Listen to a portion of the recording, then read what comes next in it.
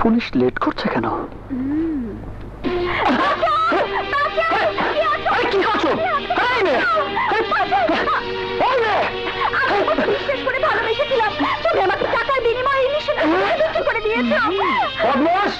একটা ফুলের মতো মেয়েকে নষ্ট করতে এখানে নিয়ে এসেছিস? একটা মেয়ে লোকের দালাল। এই মায়ের অ্যাডভান্স তোরা 25,000 টাকা। ভালো মায়ের বিক্রি করতে আসছো?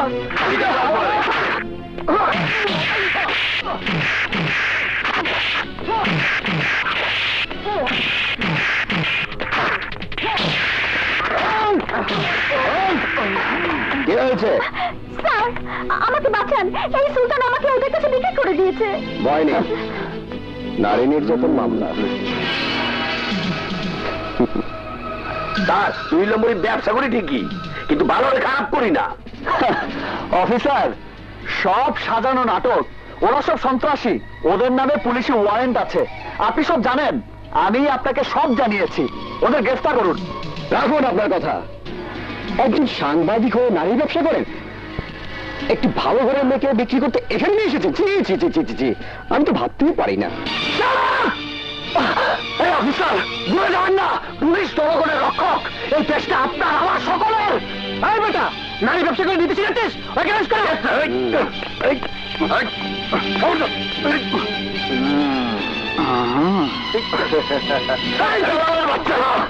আর কতটা অসহায় মানুষের জীবন নিয়ে চিনিমিনি খেলবি? তোদের মতো দালালের মৃত্যু না হলে এই দেশের মানুষ শান্তি পাবে না। তোদের বিচার একদিন আমিই করবো।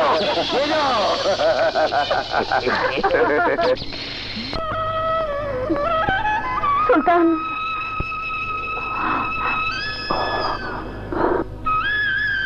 ভাইয়া ভাইয়া।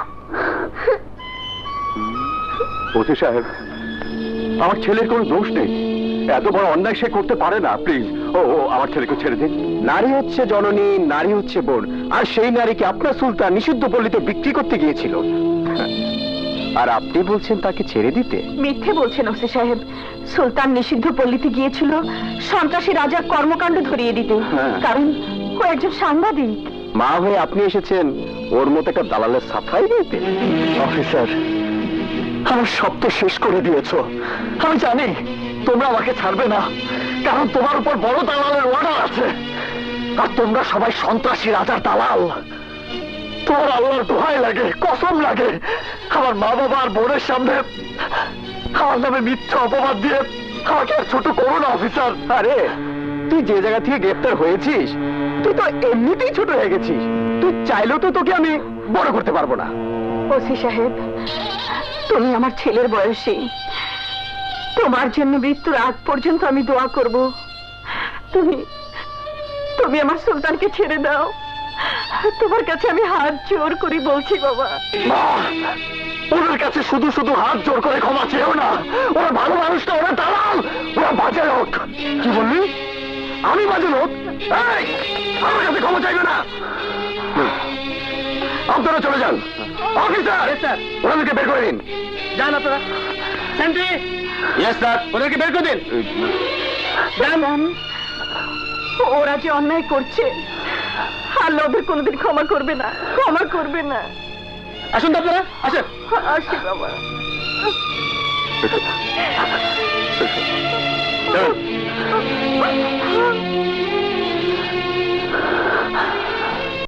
সুলতান নামে এক তরুণ সাংবাদিক নারী ব্যবসার সাথে জড়িত। ঠিক আছে। নিষিদ্ধ পল্লীতে এক তরুণীকে বিক্রি করতে গিয়ে ধরা পড়েছে। পুলিশ অবশ্য মেয়েটিকে উদ্ধার করেছে।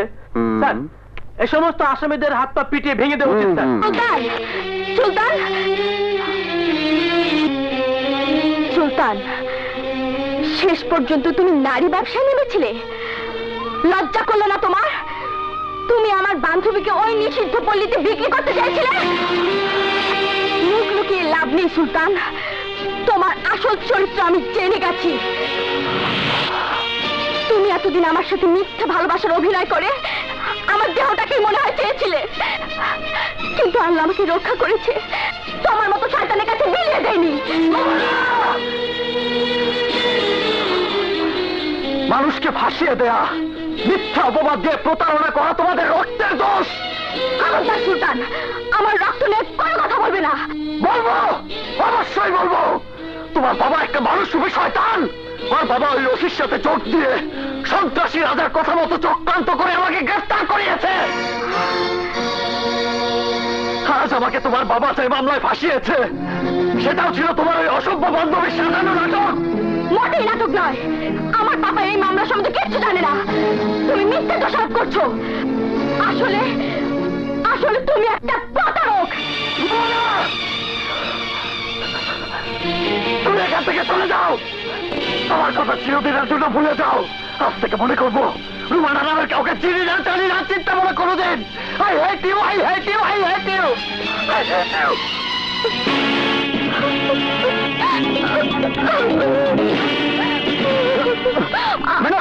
Madam, easy easy easy. কাঁদবেন না ম্যাডাম, কাঁদবেন না। আহা প্লিজ কাঁদবেন না। আমি জানতাম না আপনি ডিআইজি স্যারের মেয়ে। তবে ম্যাডাম, আপনার রাজকপাল। তা না হলে সুলতানের মতো একটা লম্পটের খপ্পর থেকে আপনি বাঁচতে পারতেন না। প্লিজ। ওই বদমাইশ যখন এত বড় অপরাধ করেও আপনাকে এবং আপনার বাবাকে দোষারোপ করছে, তখন ওর মতো ছেলের ভালোবাসা ভুলে যান, প্রত্যাখ্যান করুন, আপনি ওকে ঘৃণা করুন। হ্যাঁ, আজ থেকে ওকে আমি ঘৃণাই করব। যতদিন বাঁচবো ওকে ঘৃণা করে যাব। না খেলে শরীর খারাপ করবে। না ভাইয়া, না এলে আমি খাবো না। বৃষ্টি, আমি তোকে